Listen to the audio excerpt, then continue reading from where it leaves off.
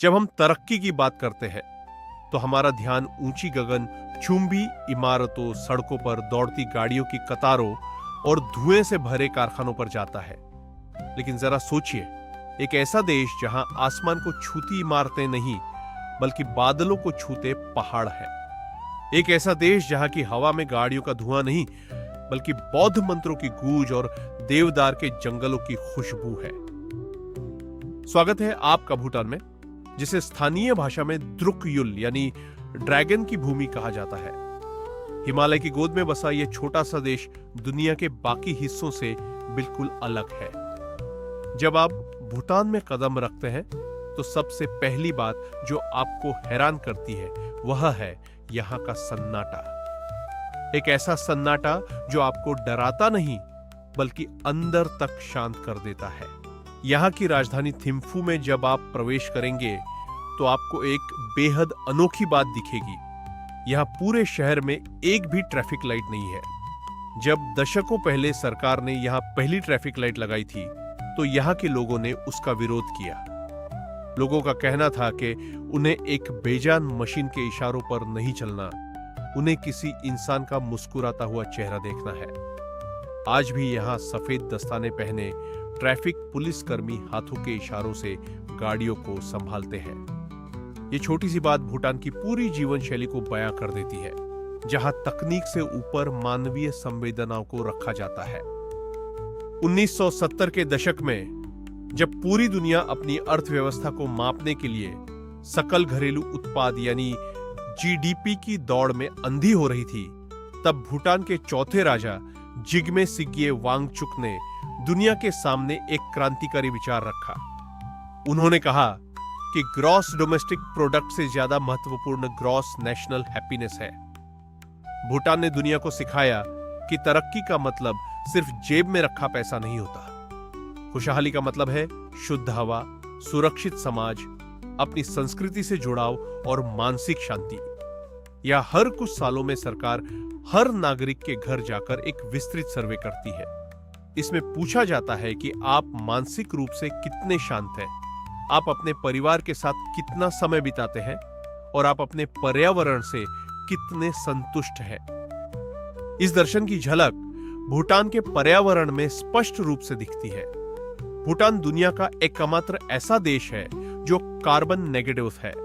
इसका मतलब है कि यह देश जितनी कार्बन डाइऑक्साइड पैदा करता है उससे 3 गुना ज्यादा कार्बन डाइऑक्साइड अपने जंगलों के जरिए सोख लेता है। यहाँ के संविधान में यह कानून दर्ज है कि देश का कम से कम 60% हिस्सा हमेशा जंगलों से ढका रहेगा। आज भूटान का लगभग 72% हिस्सा घने जंगलों से घिरा है। यहाँ पहाड़ों को काटना, जंगलों को उजाड़ना या अंधाधुंध उद्योग लगाना कानूनन अपराध है। भूटान के लोगों के लिए प्रकृति कोई संसाधन नहीं बल्कि उनकी आत्मा का हिस्सा है। भूटान में समय जैसे ठहर सा गया है, लेकिन यह ठहराव पिछड़ापन नहीं बल्कि अपनी जड़ों को थामे रखने का एक सचेत फैसला है। यहाँ की इमारतों को देखिए। भूटान में कोई भी मकान या दफ्तर आधुनिक कंक्रीट के डिब्बे जैसा नहीं बनाया जा सकता। हर इमारत को पारंपरिक भूटानी वास्तुकला के अनुसार ही डिजाइन करना होता है। रंगीन लकड़ी की खिड़कियां, ढलावदार छतें और दीवारों पर बनी धार्मिक नक्काशी। यहाँ के विशाल किलों को झोंग कहा जाता है। पुनाखा झोंग जो फोचू और मोचू नामक 2 पवित्र नदियों के संगम पर स्थित है, भूटानी वास्तुकला का सबसे बेहतरीन उदाहरण है। इस विशाल किले को बनाने में एक भी लोहे की कील का इस्तेमाल नहीं किया गया है। पूरी इमारत लकड़ी और पत्थरों के जोड़ों से बनी है जो सदियों से भूकंप के थपेड़ों को सहती आ रही है। अपनी संस्कृति को बचाने के लिए यहाँ के नागरिक दिन के समय अपनी पारंपरिक पोशाक पहनने के लिए गर्व महसूस करते हैं। पुरुषों के लिए घुटनों तक आने वाला वस्त्र घो और महिलाओं के लिए सुंदर एम्ब्रॉयडरी वाला किरा। जब आप यहाँ के गांवों से गुजरेंगे तो आपको हर जगह धनुर्विद्या यानी तीरंदाजी के मैदान दिखेंगे। तीरंदाजी भूटान का राष्ट्रीय खेल ही नहीं बल्कि इनका सबसे बड़ा सामाजिक उत्सव है। जब कोई तीरंदाज 100 मीटर दूर रखे छोटे से लक्ष्य पर सटीक निशाना लगाता है तो पूरी टीम पारंपरिक नृत्य और गीतों के साथ उसका जश्न मनाती है। भूटान की यात्रा तब तक अधूरी है जब तक आप समुद्र तल से 10,000 फीट की ऊंचाई पर स्थित पारो चांग यानी टाइगर नेस्ट मोनेस्ट्री के दर्शन न कर लें। पहाड़ की सीधी खड़ी चट्टान पर लटकी यह मठ किसी चमत्कार जैसी लगती है। पौराणिक मान्यताओं के अनुसार 8वीं शताब्दी में बौद्ध गुरु रिनपोचे एक बाघिन की पीठ पर सवार होकर इस दुर्गम पहाड़ी पर आए थे और यहां वर्षों तक ध्यान लगाया था। यहां तक पहुंचने के लिए 3 से 4 घंटे की कठिन चढ़ाई करनी पड़ती है। जैसे जैसे आप ऊपर बढ़ते हैं, हवा पतली होती जाती है और देवदार के पेड़ों से छनकर आती धूप आपके चेहरे को छूती है। रास्ते भर बजती हवा की घंटियां और चट्टानों पर उकेरे गए बौद्ध मंत्र आपको थकान का एहसास नहीं होने देते। जब आप अंततः मठ के अंदर पहुंचते हैं तो वहां की धूप बत्ती की महक और भिक्षुओं का धीमा मंत्रोच्चार आपको एक अलग ही आध्यात्मिक दुनिया में ले जाता है। यहां आकर महसूस होता है कि भूटान की असली ताकत उसके भौतिक विकास में नहीं बल्कि उसकी आध्यात्मिक गहराई में है।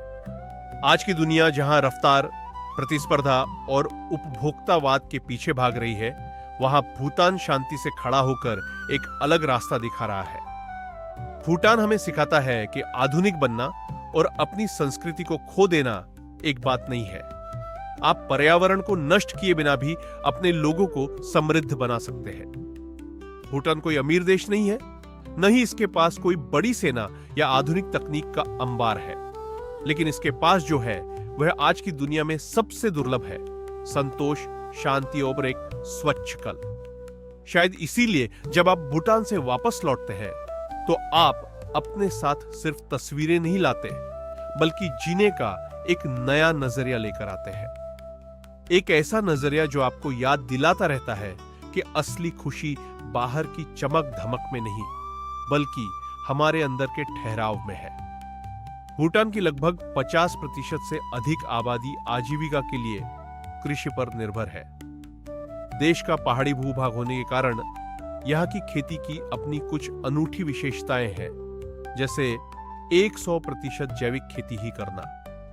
भूटान दुनिया का ऐसा पहला देश बनने की दिशा में काम कर रहा है जहां खेती में केमिकल फर्टिलाइजर और कीटनाशकों का इस्तेमाल पूरी तरह बैन हो।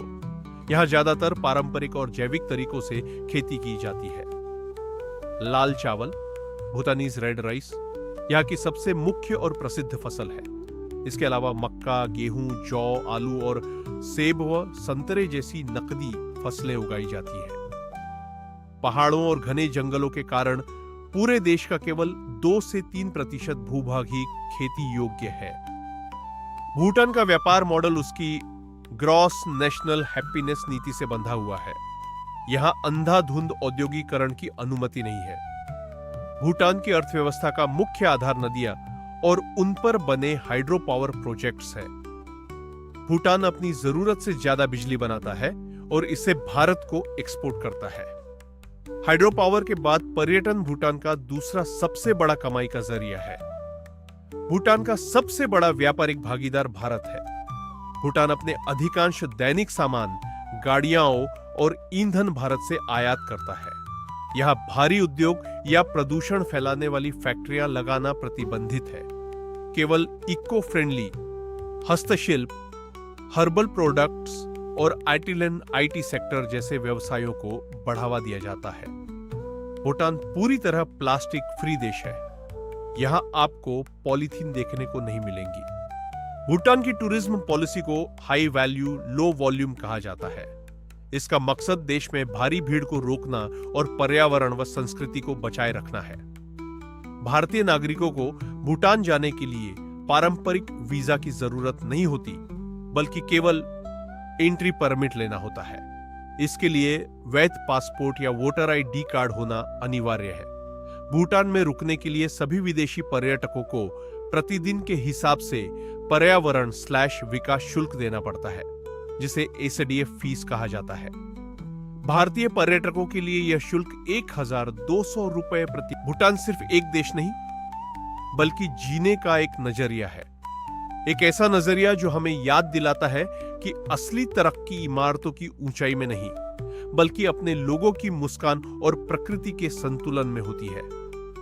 अगर आपको भूटान की ये अनोखी और शांत दुनिया पसंद आई हो और आपने इस वीडियो से कुछ नया सीखा हो तो इस वीडियो को लाइक जरूर करें। ऐसे ही दुनिया के अनोखे कोनों, उनकी संस्कृति और दिलचस्प कहानियों को जानने के लिए चैनल को सब्सक्राइब करके बेल आइकॉन दबाना न भूलें।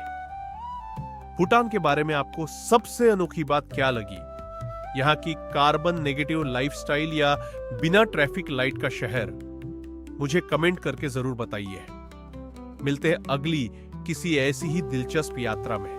तब तक के लिए धन्यवाद।